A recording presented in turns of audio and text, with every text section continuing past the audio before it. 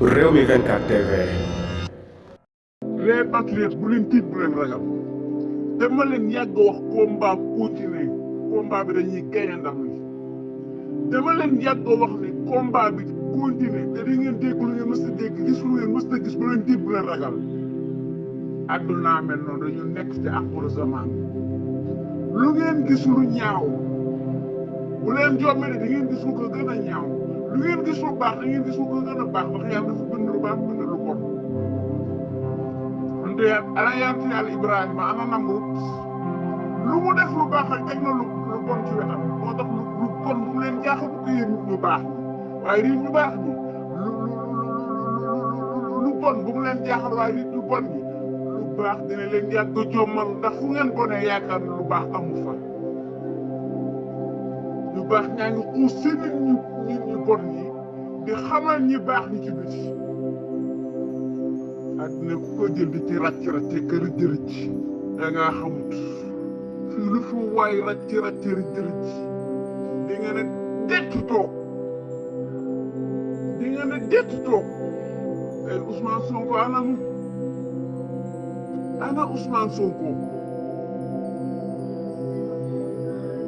ana mu dugg kasu ngir lan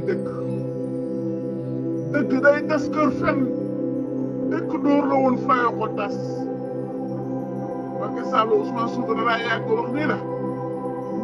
lii ngay def di ko rëccu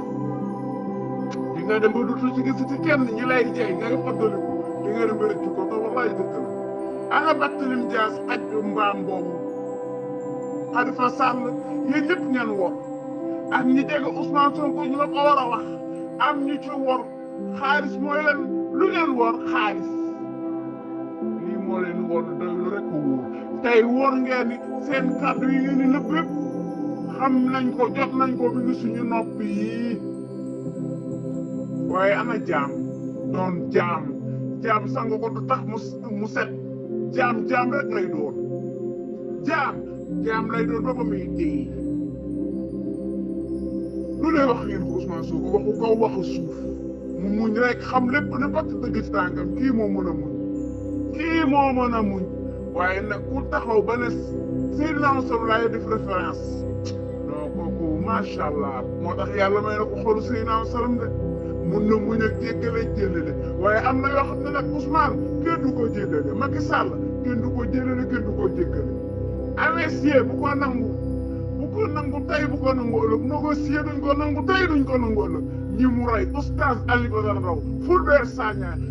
di Jeebaaji François Makabu ak xale yi dee ba kii mujj nii xale bi sant ngay Pikine dee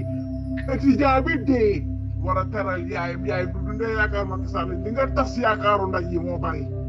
ana liir yi nga jël jox ko formation yi naan dañ koo taal Macky Sall li nga tas yaakaaru yaay yi moo bari